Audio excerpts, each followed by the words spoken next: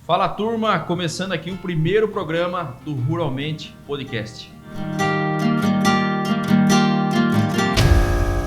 Turma, e antes de começar, gostaria aqui de apresentar meus companheiros aqui de podcast. Tenho um prazer de estar participando junto, né? Vamos lá, primeiro, meu companheiro aqui, Luiz Gustavo, nosso agrônomo, formado na FAEF em Garça, São Paulo. Possui MBA em Gestão do Agronegócio pela Universidade do Norte do Paraná e também possui especialização em Nutrição e Fertilidade do Solo. É isso, doutor? É isso aí, Sidney. E também aqui ao meu lado, meu amigo José Nelson, né, companheiro aí de faculdade, formamos junto aí. Formado em Tecnologia em Agronegócio pelo Instituto Federal de São Paulo, Campus Avaré, e está cursando aí o MBA em Gestão com ênfase em Logística e Supply Chain Management pela FGV. É isso aí, pessoal. Tem que colocar um termo bem. É isso aí, moçada. E antes da gente começar... Eu vou te apresentar, companheiro. Pô, isso aí, cara. Eu achei que você não ia fazer isso. Sidney Russo Fernandes, formado em Tecnologia do Agronegócio pelo Instituto Federal de São Paulo, em Avaré. MBA em Gestão do Agronegócio pela USP. Especialização em Gerenciamento de Projetos pela FGV. E especialização em Produção de Gado de Corte. É isso mesmo? É isso aí. Como diria Sócrates, só sei que nada sei. Então tem que estudar, né, meu? Cada dia aprendendo um pouco. É isso aí. Antes da gente começar, passar a palavra aos senhores aí. O que vocês estão achando do projeto? Fala um pouco pra gente aí. Sidney, é um projeto bem interessante que a gente quer trazer para os nossos debates e conversas. Clientes, cooperados, produtores rurais, consultores da região, como o caso do nosso convidado de hoje. Isso aí. Né? Você quer dar nome ao título do nosso projeto? Opa, isso aí. Antes disso, Zé, o que você está achando do projeto? Qual é a sua expectativa? Fala um pouco para nós aí. Moçada, eu estou muito entusiasmado com o projeto, estou muito feliz, na verdade, de fazer parte, né, desse projeto, dessa história que a gente está começando aqui Ruralmente. Minha expectativa é poder trazer muita informação, muita vivência que nós temos no dia a dia. Então, acho que isso é muito rico, a gente poder compartilhar isso com todo o nosso público. Isso aí, trazer os temas pertinentes do agronegócio, né? Que, convenhamos, é o que movimenta o país nosso aí. É isso aí. Confere. E para a gente começar aí, antes da gente apresentar o nosso convidado, ele é formado em graduação em Administração de Empresas e Agronomia pela UniFSP, possui mestrado em Engenharia de Produção pela Unesp, doutorado em Gestão de Sistemas Agroindustriais pela UFSCar e empresário, proprietário da empresa Rio Bonito Assessoria e Experimentação Agronômica, com trabalhos desenvolvidos aí com grandes empresas, né? Bom, a gente pode falar aí a Syngenta, UPL, Stoller, Mosaic, Yara, entre outros. Além disso, faz trabalhos aí como consultoria a produtores e empresas agrícolas, atuando no planejamento e acompanhamento técnico. Não acabou. Também atua como docente em ensino superior na UniFSP. Temos aqui o nosso convidado hoje, Antônio Edson Leite, doutor Antônio Edson Leite. Seja muito bem-vindo ao Ruralmente. Eu que agradeço pelo convite, é uma honra aí, o primeiro episódio estar aqui presente e estou aqui para contribuir com o que for possível e podem contar comigo no projeto. Eu também acho super interessante, de grande valia essa iniciativa e que Deus os abençoe e que o projeto seja de grande sucesso para vocês e que os nossos ouvintes aí consigam aproveitar as nossas conversas, que eu acho que vai ser válido para todo mundo. Isso aí. O doutor Antônio, ou Antônio, para a gente começar, antes da gente entrar no nosso tema principal, que a gente vai falar sobre o cenário atual da soja, né, safra 23-24 e perspectivas futuras, antes da gente entrar no assunto, conta um pouco para a gente qual que é a sua atuação hoje no mercado de trabalho, o que você faz no agronegócio, qual que é a sua história, conta para a gente aí.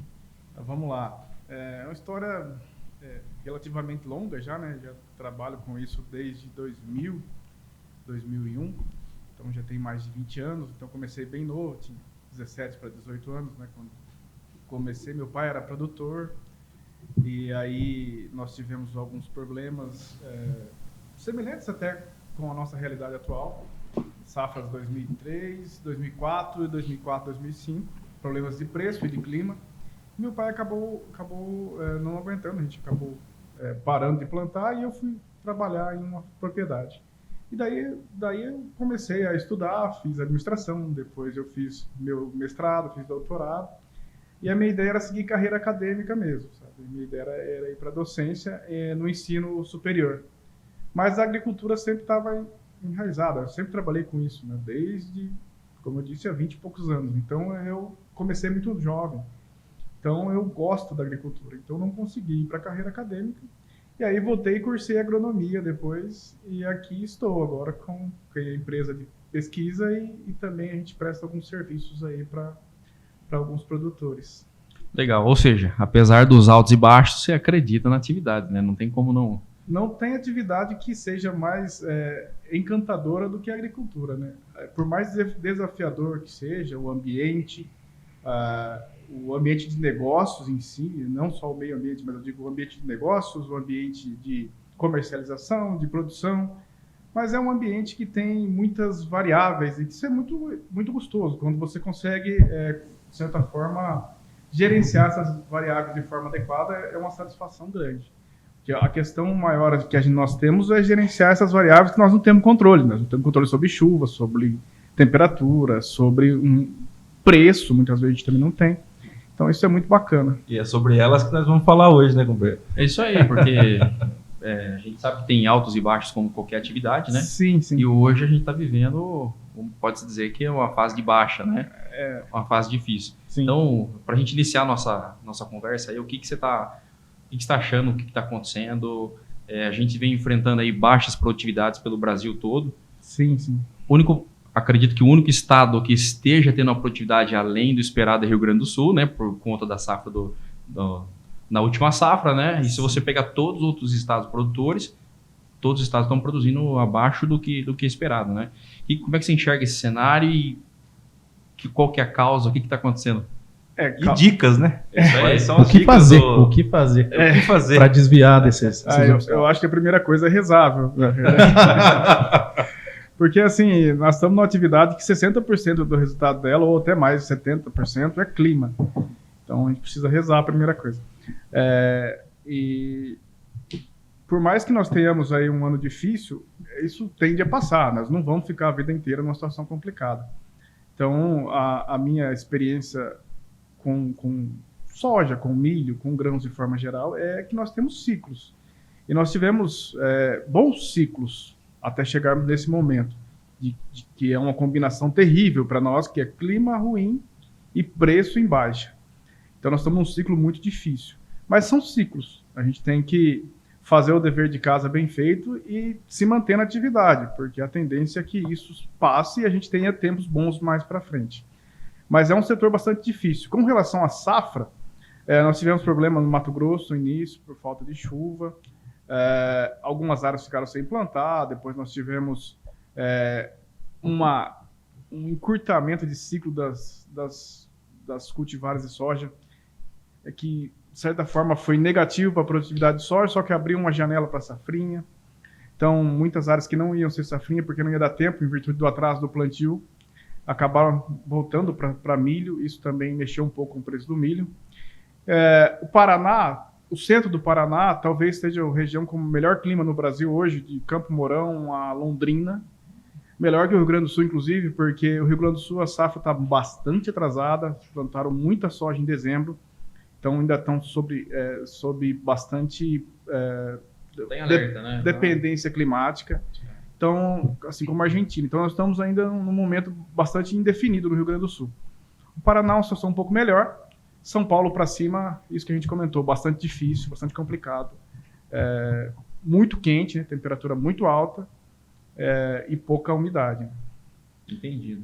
E é interessante que até que você comentou, Antônio, e se a gente parar para pensar com relação a você falou, a questão de variedade, de ciclos mais curtos no plantio da soja, pensando até em safrinha, você acha que, frente a essas questões climáticas, questões que fogem do nosso controle dentro da atividade, né? Você acha que trazendo para o planejamento desse plantio, planejamento da safra, você acha que tem alguma ação que a gente pode considerar que poderia ter mitigado as quebras de safra, esses riscos? Sim, algumas ações poderiam ser feitas. A gente viu bastante diferença em áreas com palhada esse ano, né? A soja sentiu muito menos os estresses em áreas com o estresse com áreas com palhada. Então isso é um ponto.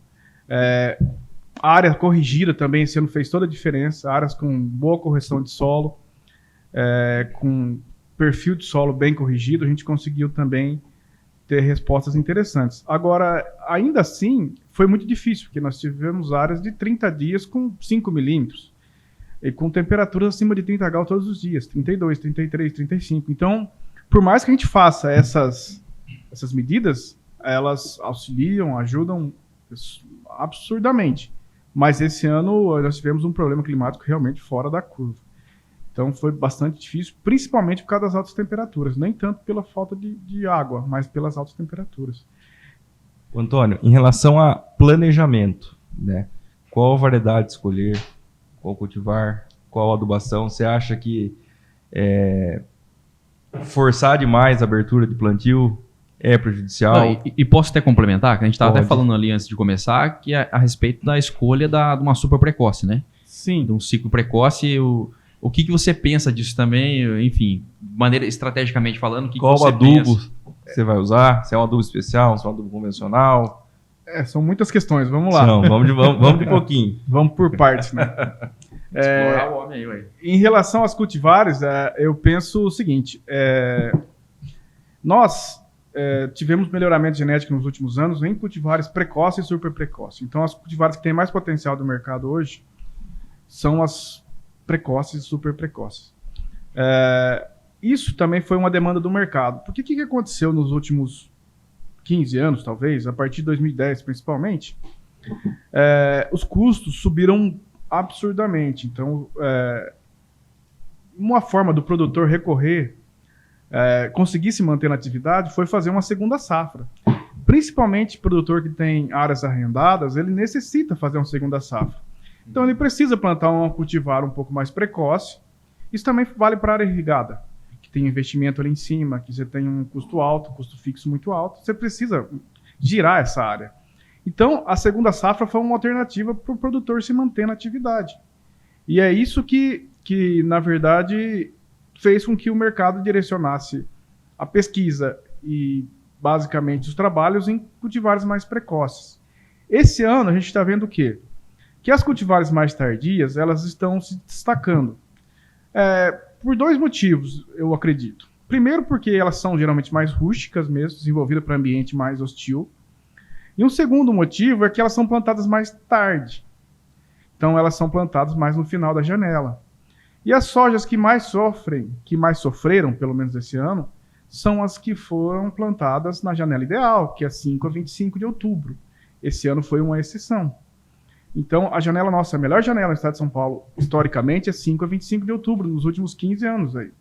E aí, essa soja que a gente tem de ciclo mais longo é plantada depois desse período preferencial, a partir do dia 25 de outubro.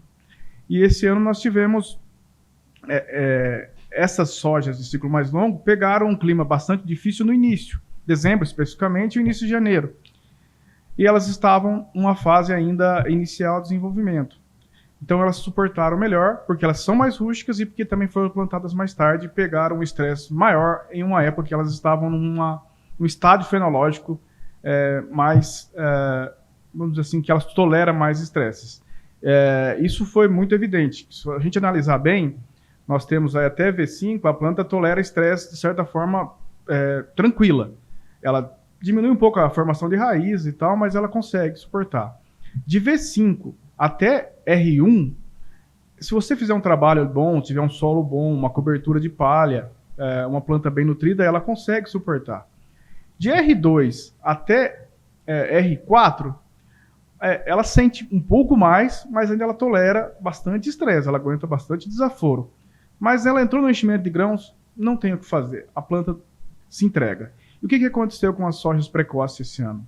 Como nós tivemos um clima muito quente, elas adiantaram o ciclo. Então, as sojas já são de ciclo precoce. E elas adiantaram Um pouco mais. 10 a 15 dias o ciclo. E isso trouxe complicações também. Aí nós tivemos uma série de problemas também nesse sentido. Então elas adiantaram por quê? Porque ela acelerou o processo de maturação, de processo de desenvolvimento devido ao clima mesmo. Então, essa questão das cultivares é bastante complicado, muda de ano para ano. A gente não pode generalizar. Culpar uma, se é boa ou se é sim. ruim. Né? A soja que mais sofreu, que talvez seja a Zeus, por exemplo, que é um ciclo mais, que é a soja talvez mais plantada no centro-sul do Brasil hoje. Uhum. E para nós aqui sofreu bastante, porque ela é 5.5 grupo de maturação, bastante precoce. Mas é uma cultivar que vem ganhando os concursos de produtividade no Brasil há uns 4 anos. Então é uma cultivar muito boa. Então a gente não pode generalizar. Esse ano é um ponto bastante fora da curva. Então a gente não pode fazer julgamentos. Agora, o fato de variedades de cultivares mais precoces estarem sendo utilizadas deve-se muito à questão da segunda safra. Que, como voltando àquela questão, o produtor que arrenda terra, ele está pagando um preço alto pelo arrendamento, um pouco fora do que ele poderia estar pagando. Teoricamente, a safra é para pagar o custo e ele utiliza a safrinha para poder ganhar alguma coisa. Exatamente. Então, é uma questão complicada. A gente fala, ano que vem podemos plantar soja mais tardia. 6.4, 6.5, grupo de maturação. Pode até ser que seja uma saída, só que daí o inverno vai fazer o quê? Vai sobrar a opção do trigo, simplesmente, só essa. E talvez não seja uma opção interessante. Ele teria tudo apostado na safra de soja, né? Exatamente. Aí entra numa questão de Exatamente. planejamento mesmo. É uma questão que daí talvez seu ano agrícola não feche, né? Mas é aquele negócio, né? Que nem você disse sobre a Zeus. Ano passado, eu também trabalho com agricultura. Ano passado a gente produziu 30% a mais do que esse ano, plantado na mesma época, né? Mas estrategicamente falando, de uma maneira geral, lógico que a gente tem que contar com o clima, tem que contar com o extraordinário, né? Porque o ordinário a gente tem que fazer dentro da fazenda.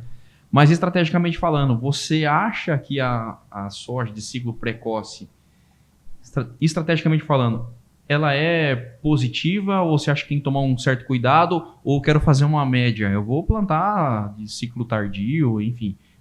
Eu sempre fui a favor de tentar dividir os riscos. Então, eu não gosto de colocar todos os ovos numa mesma cesta e nem todos os pés na mesma canoa, né? Então, é importante a gente estar resguardado aí com várias possibilidades.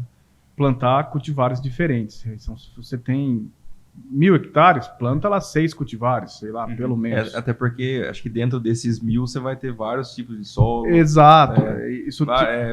Se você quer nessa área fazer milho ou não. Isso, se você tem planejamento, depende do seu planejamento prévio. Você quer fazer plantio de trigo, por exemplo, você pode plantar uma soja de cultivar um pouco mais longo. De ciclo um pouco mais longo, um cultivar de ciclo um pouco mais longo. A questão é a seguinte, se você plantar uma cultivar de ciclo um pouco mais longo, você vai ter dependendo do clima, você vai ter um custo maior também para a manutenção dessa cultivar mais tempo no campo. Exatamente. Então, porque você tem, se o ano for um ano chuvoso, como foi a safra passada, você tem pressão de ferrugem, de pressão de cercóspora, enfim, você tem pressão de doenças. E aí você vai ter que fazer mais aplicações de fungicida, o custo também é um pouco maior. Então tem que avaliar tudo isso. Essas questões, por isso que eu acho que as precoces são importantes para o nosso manejo, que a gente tem dentro da propriedade. O estado de São Paulo tem uma característica bastante interessante. Talvez o Brasil, mas o estado de São Paulo especificamente, você tem áreas de solo bastante argiloso e anda 300 metros, você pega um solo bastante arenoso. Então você tem muita diferença de solo em áreas muito próximas. Então você tem que se adequar nesse sentido. Uma cultivar que vai melhor num lugar não vai melhor no outro, a gente tem que fazer. Porque às vezes você não consegue, por estar no mesmo talhão, né? Até essa diferença pode estar dentro do mesmo talhão. Sim, geralmente está. Está dentro do mesmo talhão, né? Próxima então água... você não consegue fazer uma de 5.5 ou 6.4 na mesma área. Né? Exato. Inclusive tem muitas áreas que a gente atende aí, que a gente divide. Metade do pivô é uma cultivar, metade é outra. Sim.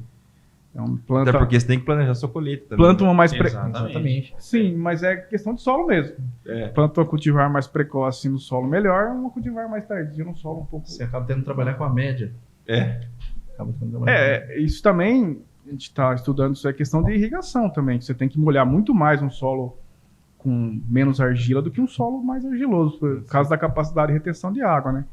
Então não adianta você virar o pivô. De repente você tem que jogar 20 milímetros de lâmina no solo arenoso e 10 no solo mais argiloso. Então, também é importante também ter essa consciência, porque isso muda muito. E 20 milímetros perto do calor que estava?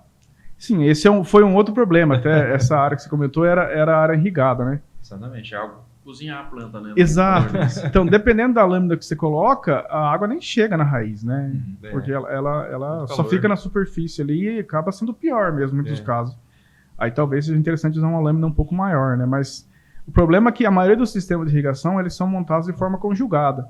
Então, ele toca uma motobomba, toca 2 pivôs, em alguns casos 3. Então, você joga uma lâmina de 10 milímetros num pivô.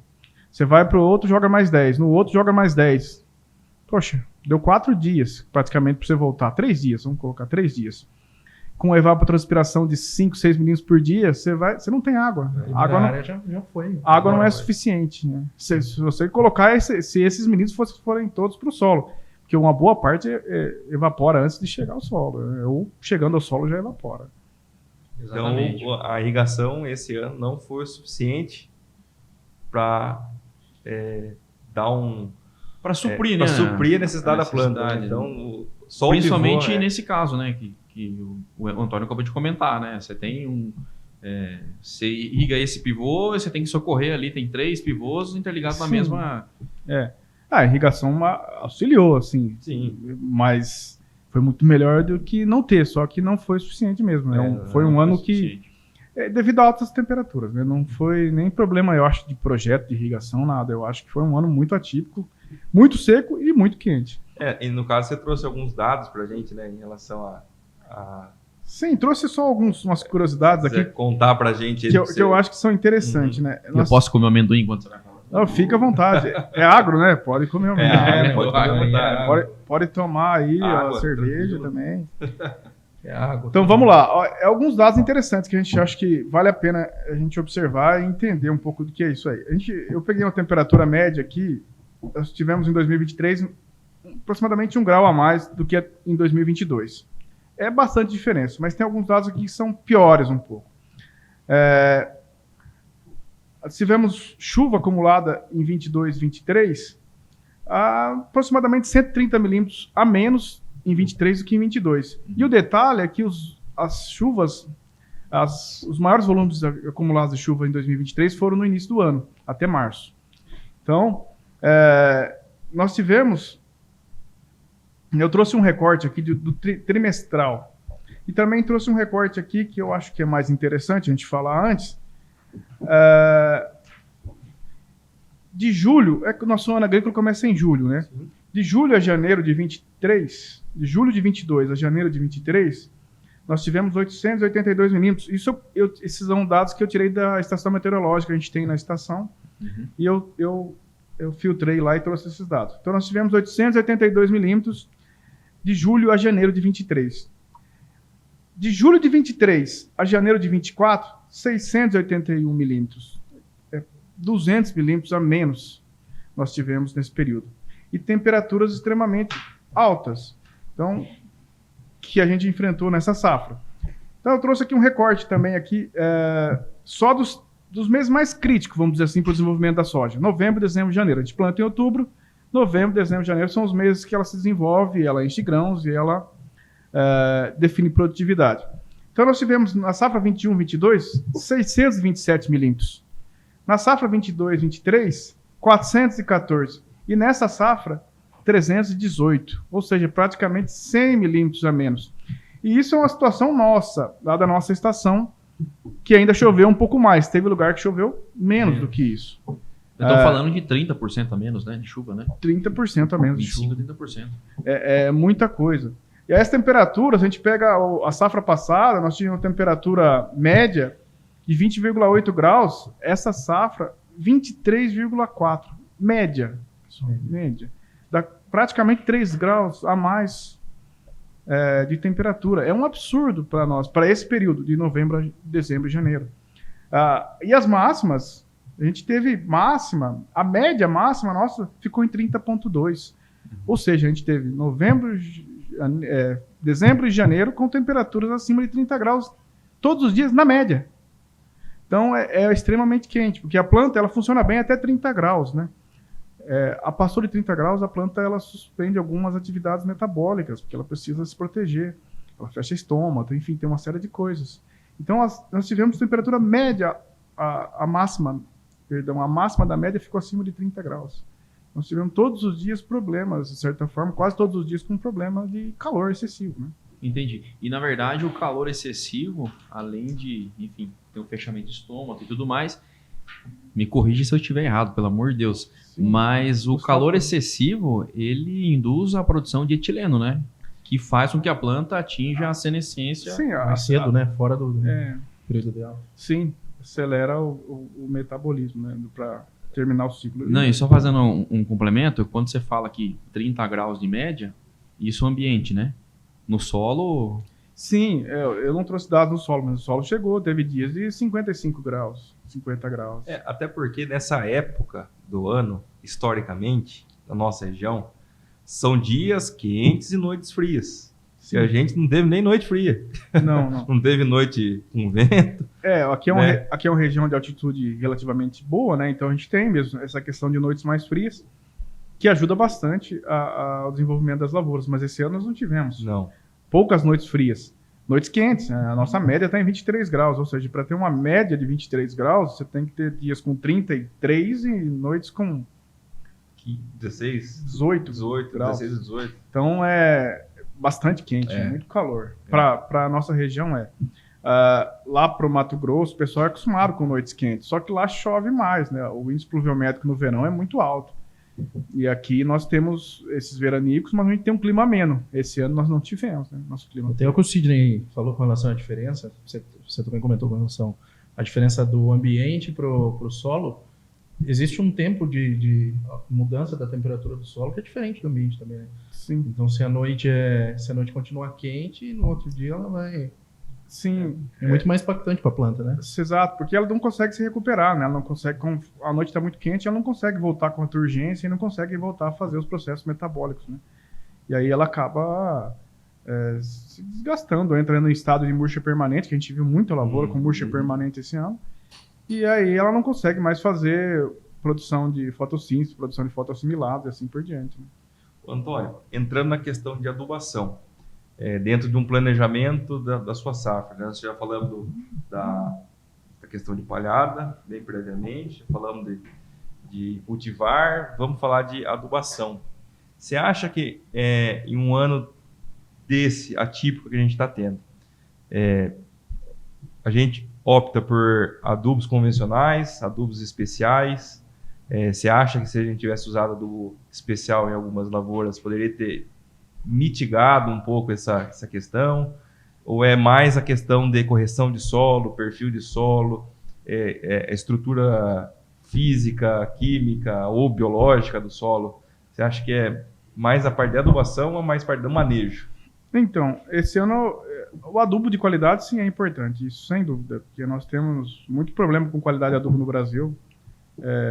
Inclusive algumas empresas grandes esse ano tiveram problema na garantia mesmo. Então você tinha um adubo com 30% de fósforo, você tinha 25, 22. Muita diferença, né? Exato, aconteceu. E isso é um problema que a gente tem que levar em consideração quando você vai escolher o adubo. Agora, na minha opinião, esse ano o manejo fez muita diferença, o manejo de solo.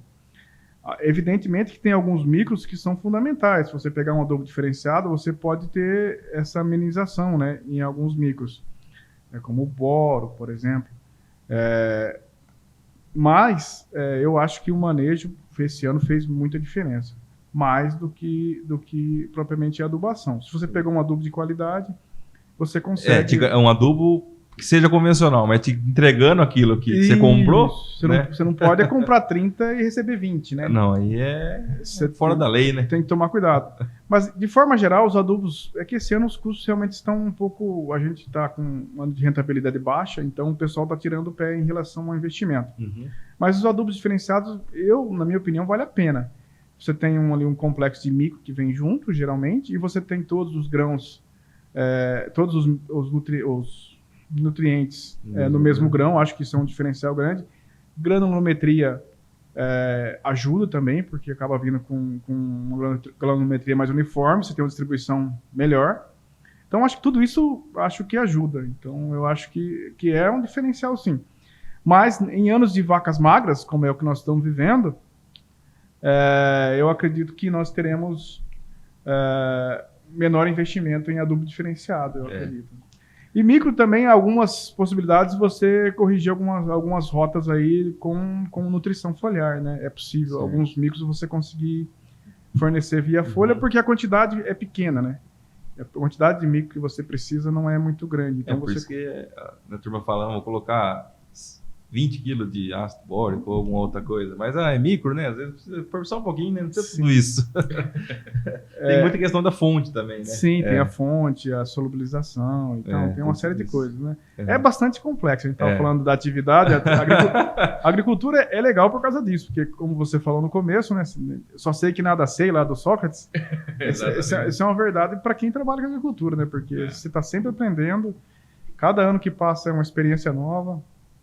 E nunca, assim, os fatos não se repetem da mesma forma de maneira nenhuma. E a gente entra no famoso depende, né? A gente entra no depende. E realmente, né? A gente não tem muito... Você falar que vai ser dessa forma, a gente tem uma certa limitação para definir isso, né? Então é complicado mesmo. Não é uma atividade fácil, não. Mas é por isso que ela é uma atividade prazerosa. Isso aí. Antônio, voltando a falar de interferência climática, só para a gente fechar esse raciocínio, a que se deve esse calor excessivo que a gente enfrentou agora? Então, não estava previsto, né? Eu não tenho tanto conhecimento assim em meteorologia, mas não estava previsto esse calor. É um ano de El Niño, né? Então, para nossa região, era a previsão de chuvas dentro da normalidade, né? Talvez tivéssemos um veranico em janeiro, mas nada que a gente já não tenha passado em anos anteriores. Essa temperatura realmente pegou muita gente de surpresa. Difícil de explicar, porém, a gente tem que lidar com isso, né? Não tem muito para onde correr, né? Mas, de fato, o planejamento seria outro se nós tivéssemos ciência que teríamos temperaturas tão altas e um baixo volume pluviométrico como tivemos. Mas é difícil, porque a maioria dos modelos indicava que a gente teria, na nossa região principalmente, chuvas dentro de uma certa média normal. E nós não tivemos. Isso foi muito, muito fora, né? Então, os sistemas meteorológicos falharam miseravelmente. E, aliás, tem falhado bastante mesmo, né? Costumavam acertar um pouco, né? Agora... Inclusive, o nosso radar aqui, tem dia que você olha, a chuva está em cima da gente e não chove. Não, né? numa gota, Cadê a chuva? É estranho, quer ver aquilo tudo vermelho e tal. Você liga pro cara, tá chovendo? Não tá chovendo aqui. Fala, mas onde que tá essa nuvem, então? Então é bastante complicado. Né? E só para explicar o efeito do El Niño, né? Que é o aquecimento das águas do Pacífico, né? Isso, exato. Ruralmente falando, é isso. Eu não sei se vocês têm acompanhado, tenho lido que esse ano ele finaliza, né? Ou vai se estender, como é que é? Eles estão dizendo que a partir de março há uma possibilidade grande de reversão para a Laninha, já em março. Que daí é chuvas mais aqui de São Paulo para cima e o sul volta a ficar seco, né? Então, Rio Grande do Sul, Argentina volta a ter problema de chuva de novo. Mas a gente tem que aguardar porque não dá para a gente confiar muito. Mas as águas do Pacífico estão se esfriando, como você falou, ruralmente falando, as águas estão se esfriando. Então a gente tem que ficar atento porque as coisas podem mudar de novo, né? Então tem que... Isso aí. Zé, pode completar aí. Não, eu achei interessante essa questão até do pegar todo mundo de surpresa, né? A gente tinha um pensamento no início do planejamento da safra de que é um ano de El Niño, que esperava-se um clima mais dentro da normalidade, com chuvas em janeiro, dezembro, janeiro, né? Nem você comentou. Isso leva a gente a refletir para os próximos planejamentos que vem pela frente, né? Sim. Será que abre um parênteses aí para a gente pensar dentro do planejamento, né? Acredito que sim. Principalmente em termos que a gente já comentou aqui, em termos de manejo mesmo, em termos de nutrição, em termos de perfil de solo, correção de solo, formação de palhada, coisas básicas que a gente está, às vezes, negligenciando. Como a gente teve climas relativamente bons e preços altos, por um bom período, o pessoal acabou esquecendo um pouco de fazer o dever de casa. Então, isso vai ter que ser feito novamente. Solos compactados, excesso de erosão. Então, a gente vai ter que rever tudo isso de novo. Arroz com feijão, né? Sim, exatamente. No fundo, e no final do frigir dos ovos, no final das contas, o que importa é fazer o básico bem feito, né? Exatamente. E a gente, às vezes, deixa isso de lado. Antônio, e qual palhada usar? De qual cultura usar? Milho, sorgo, trigo, milheto, aveia? Então, palhada é um problema. A nossa região tem um inverno um pouco frio. Pelo menos tinha. Vamos ver esse ano. Agora depende, né? Então é um problema isso aí, porque se a gente tivesse condição de formar a braquiária tem uma palha espetacular. Exatamente. A braquiária é a melhor palhada, né, hoje. Mas a gente tem um problema do inverno um pouco frio e às vezes você tira soja e você não tem tempo de plantar essa cobertura e ela formar, né? Aí, saindo da braquiária, a gente tem a opção de aveia. A aveia preta, eu acho que ainda, para nossa região, ainda é uma das opções mais interessantes. Milheto é uma opção também, talvez para plantar ali por agosto, e aí você esperar, rezar para chover e ele nascer, e você dessecar para plantar soja lá em outubro. Porque o milheto, para você plantar agora pós-soja, ele vai formar rápido e também vai decompor rápido, porque a relação de ser sobre-N do milheto é muito baixa. Então, ele decompõe muito rápido. Então, você vai precisar plantar esse milheto em agosto para tentar dessecar ele para plantar soja para ter a palha. Então, eu acho que a melhor opção para quem vai fazer palhas exclusivamente é a aveia. Outra opção interessante é trigo. Trigo também te deixa uma palha boa e com possibilidade de obter algum retorno financeiro com a cultura. O trigo também é uma alternativa interessante. Palhada de milho é boa também, é excelente, principalmente milho verão, né? Uma coisa que a gente abandonou nos últimos anos, até na fazenda que eu comecei a trabalhar, a gente tinha essa questão. Todo ano a gente fazia 20 a 25% da área de milho verão. Então, a cada 4 anos a gente voltava com milho verão naquela área.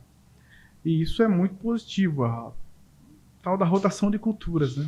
E a gente, como priorizou aspectos financeiros nos últimos tempos, que é uma questão relevante, não tem como discutir isso, a gente acabou abandonando um pouco essa prática. Então, tem um ciclo bastante de sucessão. Hoje, soja, às vezes milho safrinha, às vezes trigo, mas soja no verão. Depois você planta milho safrinha. E a palha de milho safrinha não é nem perto a palha que você consegue construir no milho verão. Hoje na nossa região eu vejo principalmente a questão do milho verão apenas para silagem do gado.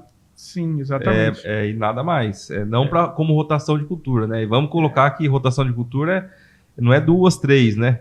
Entram várias culturas dentro desse ciclo, né? Sim, e essa é uma realidade não só do estado de São Paulo, não só da nossa região, é a realidade do Brasil. O milho verão praticamente desapareceu.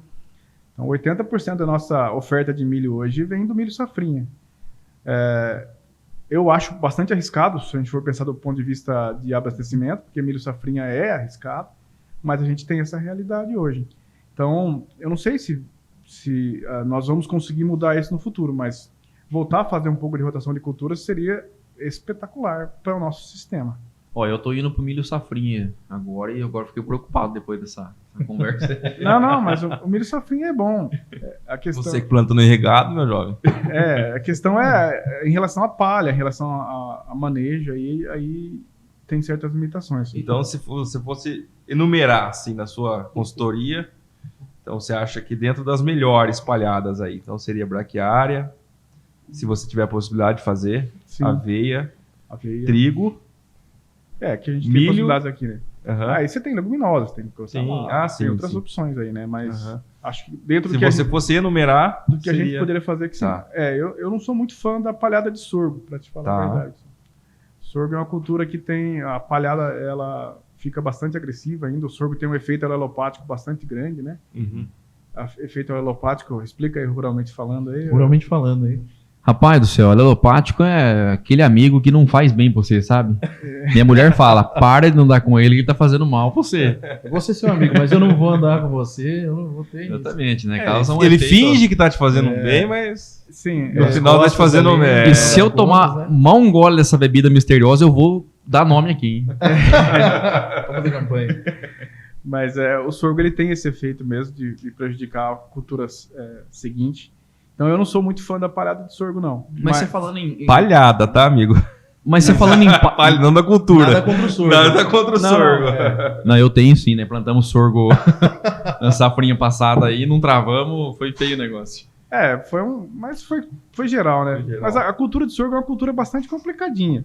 É. Por mais que ela seja mais rústica que o milho, ela seja mais barata que o milho, o sorgo ele tem um valor de mercado menor, ele tem essa questão do efeito alopático pós-colheita, e ele ainda tem a questão de multiplicar nematóide, né? Então, o sorgo ele tem vantagens, suporta mais seca, enfim. Mas tem seus ônus também. Mas também tem os seus problemas. Então, tem que avaliar bem, dependendo da área. Se tiver problema histórico de nematóide, é melhor você não plantar sorgo, você vai ter problema. Tem razão.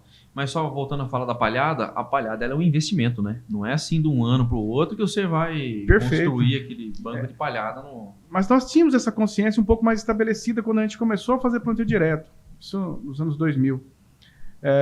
Fazer palhada, plantar direto. Aí, como a questão financeira começou a pegar, os arrendamentos subiram absurdamente e os produtores se viram obrigados a fazer uma segunda safra. E a gente abdicou muitas vezes de fazer essa palhada, né? Isso aí. Acho que a gente pode entrar agora na questão de produtividade e já engatar no que interessa pra gente, né? Que estamos preocupados, que é o preço da soja, o que vai acontecer. Mas antes disso, como que está o mercado? O que você tem acompanhado? A gente vê aí várias instituições publicando aí algumas projeções, né? Então, inicialmente, a gente via que o Brasil ia produzir 169 milhões de toneladas, né? Prevendo aí um aumento de pouco mais de 6% de produtividade, considerando um aumento de 3% da área plantada, né? Então, tem uma contestação aí. Sim. Então, agora a gente vê esse número caindo de 169, 160, 157, 153 e tem algumas instituições, que eu não vou falar o nome aqui, que estão dizendo, estão cravando que isso está perto dos 140 milhões de toneladas. Como que você enxerga isso? O que você está achando? Isso é uma guerra de informações aí, né? É comprador contra vendedor, né? Mas eu acredito também que vai ficar perto de 140 milhões, daí até talvez eram 135, pelos problemas que nós tivemos aí. E ainda a safra do Rio Grande do Sul, que espera-se que coloque aí 10 milhões de toneladas a mais no mercado, ela ainda está bastante indefinida. A gente não sabe ainda se vai colocar mesmo essa produtividade para cima aí desse jeito. É só fazendo um adendo, porque se você pensar nisso, né, a Argentina está vindo aí. Ano passado produziu seus 25 milhões, hoje está prometendo 50 milhões de toneladas. Sim. Então, acredito, está desenhando aí que qualquer quebra de safra que esteja, a Argentina vai suprir. Então, aí tem outro problema, né? Aí a gente vai entrar em outras searas, mas a Argentina também tem que ver qual que é a capacidade real de eles produzirem esse tanto de soja, porque a Argentina está quebrada, os produtores estão quebrados. Então, eles estão fazendo um hectare de soja com $100. Você sabe que $100 são R$500. Isso a gente não paga nem o óleo diesel hoje para tocar. E eles têm que fazer um hectare com $100. Então, eles estão plantando lá, assim, do jeito que é possível. Eles não têm condição de cuidar. Se a gente tiver uma pressão que já está acontecendo de doença e tal, no Rio Grande do Sul isso está forte já, eles não têm recursos para cuidar dessa soja. Então também é bastante prematuro falar nisso. Mas o mercado se apoia nisso, né? Se apoia nas previsões do USA, se apoia nas previsões da Conab.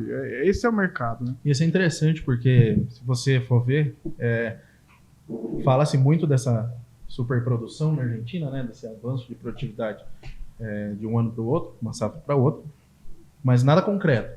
Só que só o fato de ter essa informação no mercado, ele já interfere na expectativa aqui do mercado interno, a exportação, a China entra no jogo. Existe um jogo de informações aí que impacta diretamente, né? Exatamente. Até porque, como a gente está conversando aqui em off, nós temos um mercado extremamente oligopolizado, né? Então você tem 4 ou 5 trades aí que fazem a negociação de toda a soja quase do mundo, né? E a gente tem esse problema no agro de forma geral. Então você tem poucas empresas que são players no mercado aí, que são detentoras de poder de negociação. E a gente acaba ficando refém disso. Então, elas que fazem o preço. Então, os prêmios nossos nos portos estão negativos. Então, a gente está recebendo menos do que o valor da soja ainda no físico. E isso tem já se arrastando desde o ano passado. Nossos prêmios estão negativos desde o ano passado. Então, a gente está recebendo menos do que o valor ainda que seria o real da soja. Então, para ter uma reversão, nós vamos ter que ter dados mais reais da safra. Dados realmente da colheita, não projeções. Então, eu não sei quando a gente vai ter essa reversão. Sinceramente, é difícil de falar. Acredito que vai acontecer, em algum momento isso vai acontecer, porque o pessoal vai cair na real. Mas hoje o mercado trabalha com os números que os dados, que os órgãos oficiais divulgam. E considerando esses números, a gente tem que também pensar que até essa reversão acontecer, até a gente ter dados mais concretos realmente de colheita, né? O pessoal que está colhendo, os produtores que estão colhendo, eles têm que pensar na construção desse custo deles, né? Exato. Porque o cara colhe a soja, ele não tem preço porque o mercado não está avançando, tem informações de fora que às vezes nem concretas são, mas interferem no preço. E a gente sabe que a gente tem uma estrutura de armazenagem no Brasil que não é daquelas melhores, né? Então a gente não tem tanto espaço. A gente viu na safra passada, né? Que Sim. aconteceu, o pessoal no Mato Grosso. Sim. Então a gente sabe que não tem essa estrutura para armazenar tudo isso que vem em produção. E aí vem essa produção, por mais que a gente apresente sinais de quebra de safra, mas tem essa produção e eles vão precisar armazenar. Se eles quiserem pegar um preço lá na frente, eles vão precisar armazenar. E aí? Onde a gente vai chegar? Até porque o milho safrinha está logo ali. Sim. E aí você vai colocar na onde esse milho, né? Na nossa região, a gente não vê muito silo bolsa aqui, não é uma coisa muito comum, é mais lá no centro-oeste que a gente vê isso. E aqui esse ano nós temos bastante lugares com silo bolsa. Então, quer dizer, está faltando armazenamento aqui também. Então, é uma questão crítica mesmo, né? E também o produtor precisa fazer caixa. Então, às vezes ele não tem condição de segurar esse produto até o preço subir. Então, ele precisa vender. Até porque tem que pagar a conta. Sim, exatamente. Tem que pagar a conta. Porque não pelo menos historicamente na nossa região, a gente não é uma região de muito capital. Uhum. Então ele depende da própria soja para bancar a sua lavoura. Essa é a realidade da agricultura de forma geral, né? Depende, é um ano de cada vez, né? Não tem... Alguns produtores conseguiram se capitalizar nos últimos anos. Sim. Nós tivemos preços melhores, mas nem todos. E isso é um problema, realmente. O produtor precisa fazer caixa, precisa vender. Mas, de fato, nós temos que trabalhar com a realidade que nos é apresentada. A gente fala, vai quebrar mais 20 milhões além do que está sendo estipulado. Pô, pode ser que quebre até mais, mas a gente não tem como ficar esperando isso, né? É um negócio complicado. O produtor está refém desse sistema e nós não temos muito para onde correr. Falando nisso, vou criar uma polêmica agora, posso? Tava não, porque o doutor disse aí que a gente está refém ainda de um oligopólio, ouso dizer que também de um oligopsônio. Aí eu quero que o senhor me confirme. A gente está refém também de um cartel? A gente está refém de tudo. O agricultor ele é a base do sistema ali, então ele está refém de tudo. Ele está refém de tudo que você pensar, das multinacionais que produzem defensivos e fertilizantes, daí ele está refém dos compradores, ele está refém do clima, enfim. Nós estamos na base, a gente está refém de tudo. Ou seja, o produtor ele paga toda a conta, né? Tem muita gente ganhando dinheiro com isso. Sim. E a gente exatamente. Paga aliás, esse é um negócio que eu queria abordar aqui, não sei se é válido, mas acho pertinente. Até elogiar a iniciativa de vocês, porque é o seguinte, nós nos comunicamos muito mal, né? Então, nós precisamos chegar, não sei de que forma ainda também, viu? Só estou colocando isso aqui. Chegar nas cidades e as pessoas entenderem que nós somos a base para o que elas têm no supermercado.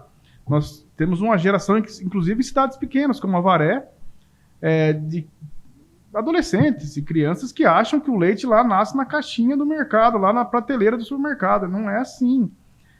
Que ele tem lá o iogurte porque está lá pronto lá na prateleira. Não é assim. Então... Não vê toda uma construção que você tem para isso. Você tem que plantar o milho, fazer a silagem, criar o gado, ordenhar as vacas, para depois você ter o leite, para depois você processar o iogurte. Não.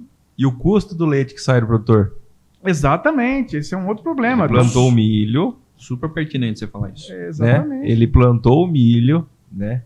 Ele conduziu essa lavoura.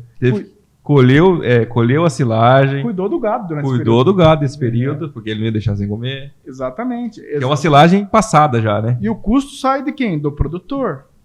Então, essa ideia de que enxerga-se as pessoas enxergam o agro como mal, são pessoas que não têm nem ideia do que é feito para conseguir produzir no campo. Então, acho que a gente se comunica mal, sim. Nós não nos comunicamos bem e a gente precisa melhorar isso. Isso é uma questão meio que urgente de sobrevivência para nós.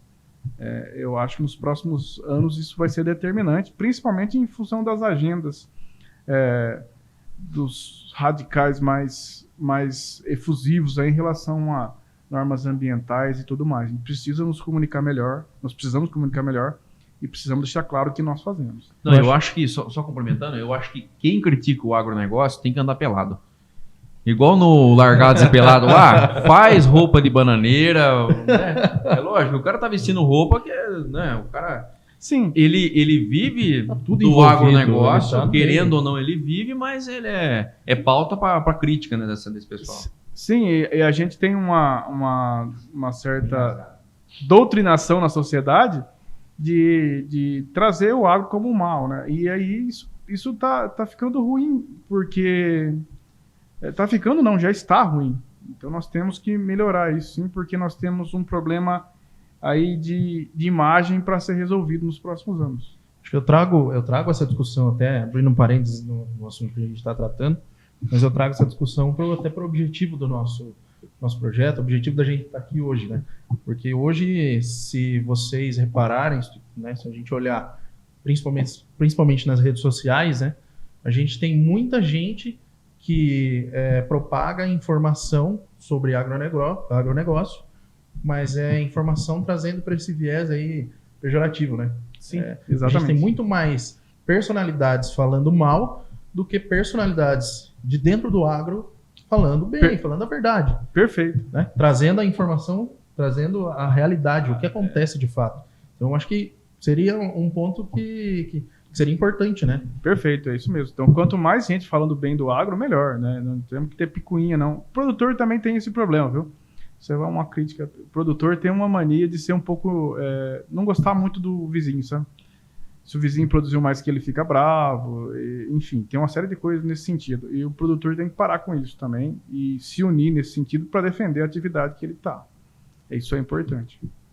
É isso aí. A gente está quase chegando na reta final nossa aqui. A gente até comentou no começo isso, mas eu queria reforçar, apesar de tudo isso que a gente enfrenta, né? Você enxerga o agronegócio como uma atividade positiva. Sim, sem dúvidas. Né?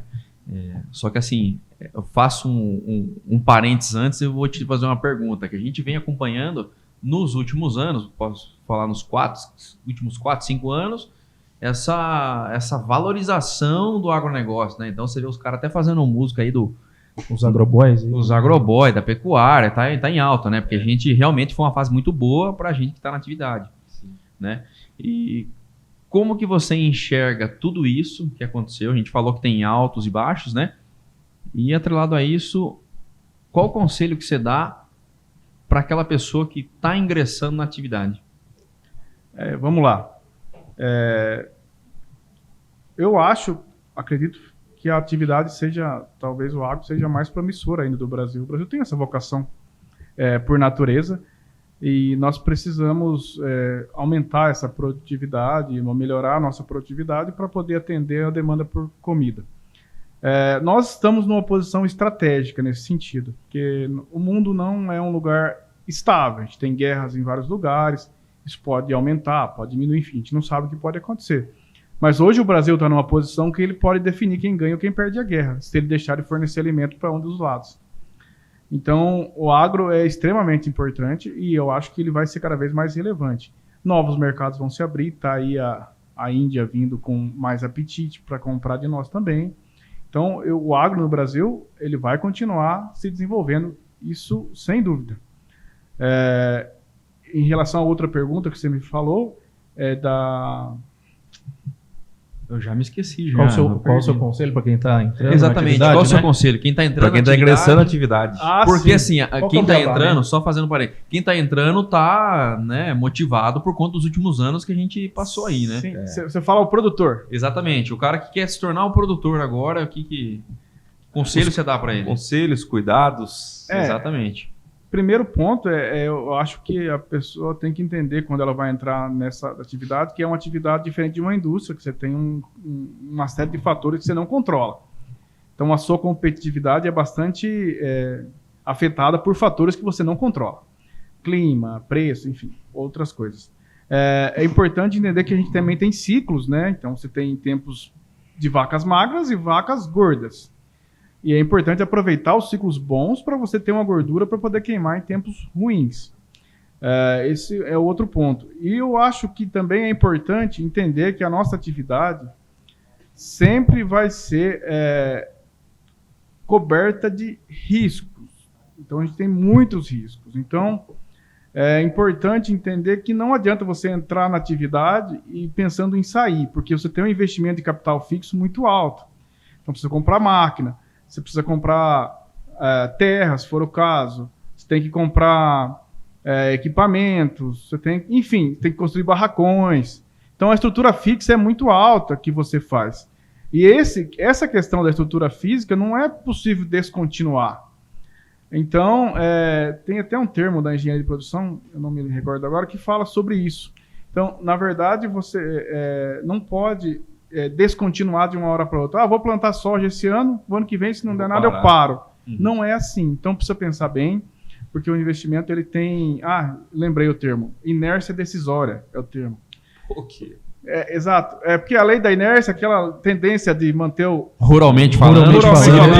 Eu estava me segurando para falar aqui, ruralmente falando. Ruralmente falando, é essa questão aí de manter a tendência do corpo manter o movimento, o repouso, daquele conceitozinho lá. Então, isso chama inércia decisória. Então, a inércia decisória é exatamente nesse sentido, que você toma uma decisão para um longo prazo. Então, a mesma coisa de uma grande montadora aí. Vai montar uma fábrica, que nem a Toyota tem aqui em Sorocaba. Ela tem que pensar que isso tem uma inércia decisória. Ela construiu aquilo para 40 anos. E não para o ano que vem ela descontinuar a fábrica. E a agricultura está nesse patamar. Subiu demais os custos para você comprar equipamentos e máquinas.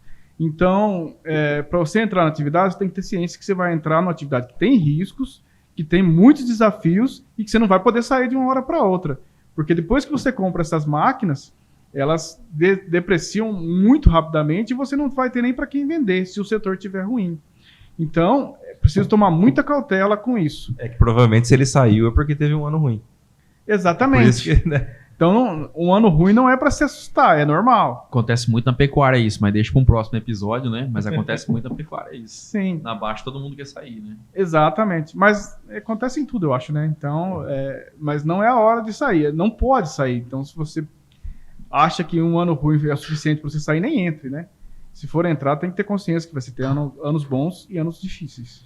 É interessante, porque a gente chama de os aventureiros, né? Que vão tentar entrar, o pirata que vai pular de navio em navio. Não deu certo, a soja está meio embaixo aqui, eu vou plantar milho, porque o milho está com preço legal, o vizinho produziu bem. É um fator que eu acho que quem está entrando na atividade precisa realmente avaliar e considerar. Olhar o mercado, olhar isso. A gente até conversou, você falando aqui, antes da gente iniciar, olhar o histórico, né? Sim, exatamente. Para você entender esses momentos de baixa, né? Sim. Esse ciclo. Porque se você pegar a soja a R$200 foi um ano. Os últimos, mesmo em dólar, né? Se você pegar, a gente tem oscilações aí. Uhum. E o dólar também é um fator que a gente também não tem muito controle. Então, enfim, é preciso tomar cuidado com isso. Então, as pessoas que entram porque a soja foi a R$200, essas têm as maiores chances de não continuar na atividade depois. Só que o problema é que você entrou, você tem um custo muito alto. E aí, para sair também, não é possível sair assim de uma hora para outra. O Antônio, deixa eu te fazer uma pergunta. Pode ser. Não fala, posso ser enxergado como uma pessoa... Cuidado que você vai falar, cuidado. O que a gente vivia até antes da pandemia, com a precificação de soja. Sim. Se via soja 75, 80, até que deu um boom para 90, 92. Aquilo era o normal. E o que a gente viveu no período de pandemia foi anormal? o que aconteceu na pandemia está justo e é o normal? Não, isso, e soja a 200 é perigoso, né? Sim, tem uma série de questões aí, né? Porque, na verdade, é o seguinte, não foi só a pandemia, né? Teve outros fatores que fizeram a soja chegar nesse patamar. Sim. Câmbio também, Sim. né? Mas o problema é quando a soja sobe dessa forma, os custos acompanham. Então, a sua margem, na verdade, tende a ficar mais estreita. E depois os custos não descem da mesma forma que descem os preços. Exatamente, que aconteceu agora nessa última safra, né? Esse que é o perigo, né? Exatamente. A gente falando até, pode até relacionar o conflito da Ucrânia e da Rússia na questão de fornecimento de fertilizante, né? Você viu que, embora a soja estava num pico de alta, eu acho que foi nessa época mesmo, né? Sim. E para depois a soja caiu, mas o fertilizante estava comprado um preço lá em cima. Exato. E você ia ter que absorver esse custo mesmo com a soja.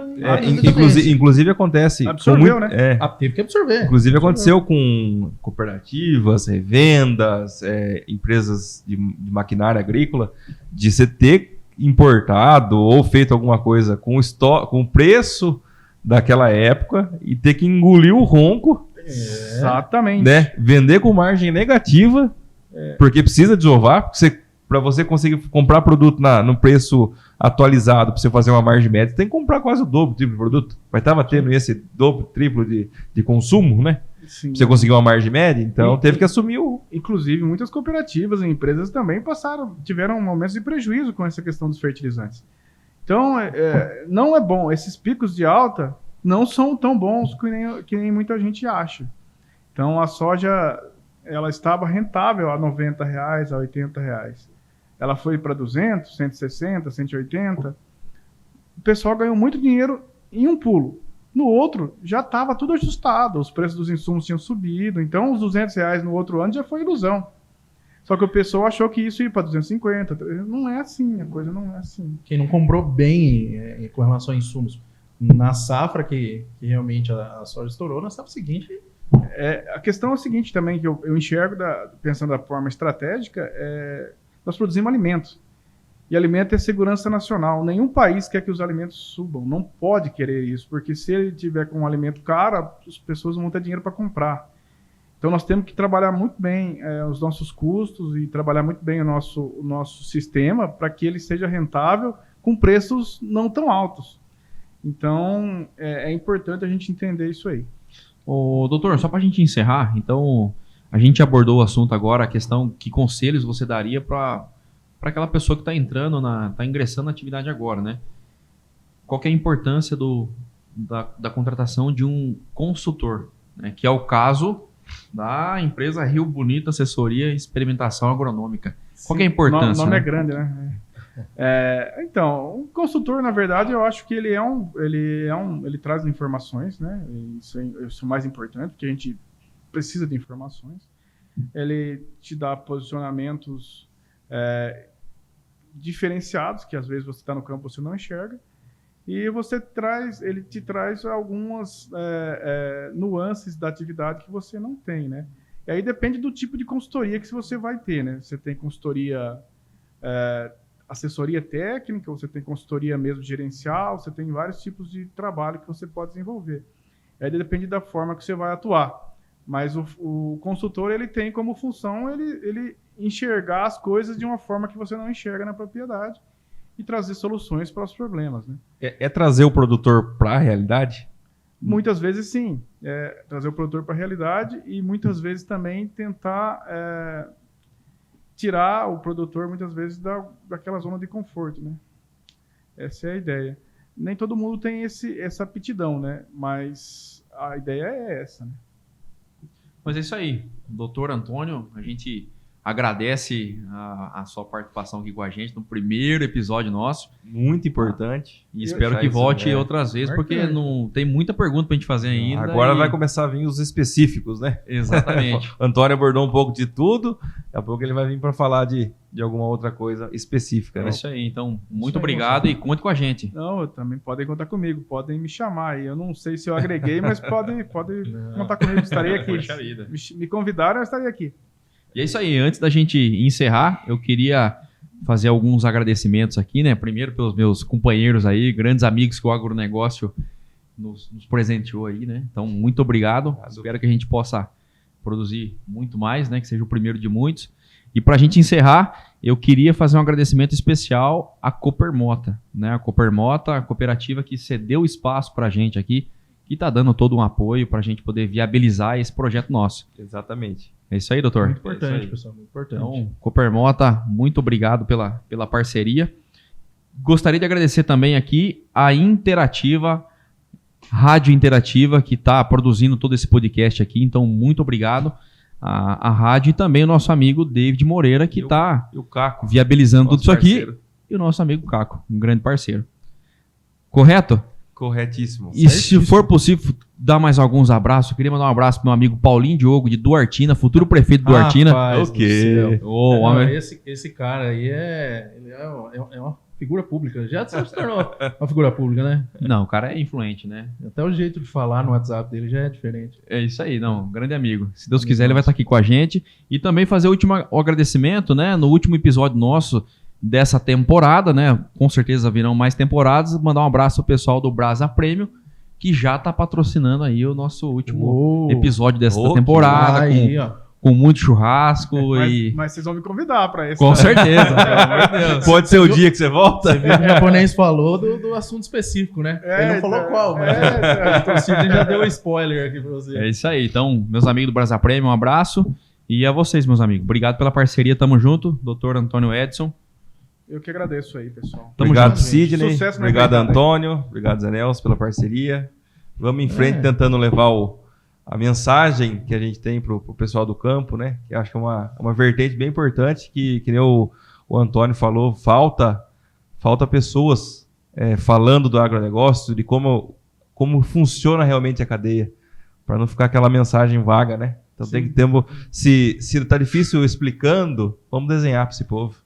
Sim, e um agradecimento também muito especial a quem vai assistir, a quem está assistindo, quem vai acompanhar a gente, porque na verdade a mensagem que a gente quer trazer são para essas pessoas, né? As mensagens que a gente quer trazer. E eu acho que é muito importante que essas pessoas elas possam absorver aquilo que ruralmente a gente vem trazer aqui. Então, esse agradecimento especial, eu acho que é muito, muito válido. Perfeito. É isso aí. E um abraço, fazendo a Bela Vista e fazendo a jangada, tá no peito. Tem que... Pessoal, sigam nossas redes sociais, @Ruralmente Podcast. Segue lá. E lá vocês vão ver quem será o nosso próximo participante, os cortes dessa live, desse projeto, né? YouTube. Tem um projeto da Joaninha também. É isso aí, tá. Isso vão tirar do papel. Em breve.